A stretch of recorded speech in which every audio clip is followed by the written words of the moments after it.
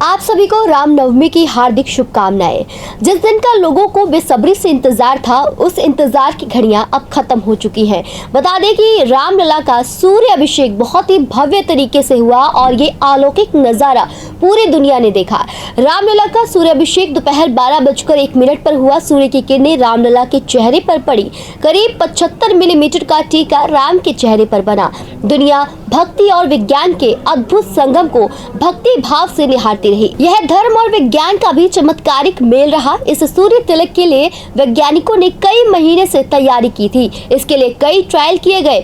आज दोपहर में जैसे ही घड़ी में 12:01 हुए, सूर्य की किरणें सीधा राम के चेहरे पर पहुंच गई।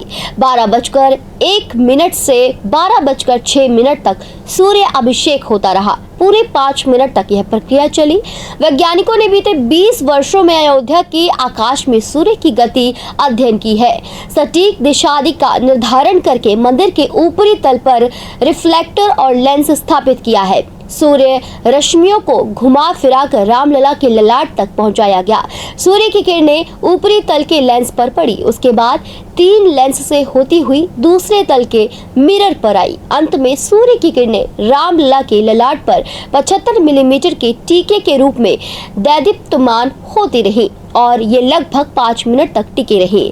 सूर्य तिलक के लिए IIT Roorkee central building research institute ने एक खास ऑप्टोमैकेनिकल सिस्टम तैयार किया है। इसमें मंदिर के सबसे ऊपरी तल पर लगे दर्पण पर ठीक दोपहर 12 बजे सूर्य की किरणें पड़ेंगी। दर्पण से 90 डिग्री पर परावर्तित होकर ये किरणें एक पीतल के पाइप में जाएंगी। पाइप के छोर पर एक दूसरा दर्पण लगा है। इस दर्पण से सूर्य की किरणें एक बार फिर से परावर्तित होंगी और पीतल की पाइप के साथ 90 डिग्री पर मुड़ जाएंगी। दूसरी बार परावर्तित होने के बाद सूर्य किरणें लंबवत दिशा में नीचे की ओर चलेंगी। किरणों के इस रास्ते में एक के बाद एक 3 लेंस पड़ेंगे, जिनसे इनकी तीव्रता और बढ़ जाएगी। लंबवत पाइप जाती है। लंबवत पाइप के दूसरे छोर पर एक और दर्पण लगा है। बढ़ी हुई तीव्रता के साथ किरणें इस दर्पण पर पड़ेंगी और पुनः 90 डिग्री पर मुड़ जाएंगी। 90 डिग्री पर मुड़ी ये किरणें सीधे रामलला के मस्तक पर पड़ेंगी। इस तरह से रामलला का सूर्य तिलक पूरा हुआ। दोपहर 12 बजे से राम का जन्मोत्सव मनाया गया। केदार, गजकेसरी, पारिजात, अमला, शुभवाशी, सरल, काहल और रवि योग बने। आचार्य राकेश तिवारी ने बताया कि वाल्मीकि रामायण में लिखा है कि राम जन्म के समय सूर्य और शुक्र अपनी उच्च राशि में थे। चंद्रमा खुद की राशि में मौजूद थे।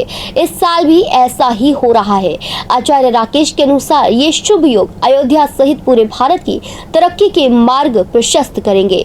बता दें कि आज जैसे ही रामलला का सूर्य तिलक हुआ, पूरी दुनिया की निगाहें श्री राम जी के मस्तक पर टिक गई और सभी ने भाव विभोर होकर प्रभु श्री राम के दर्शन किए।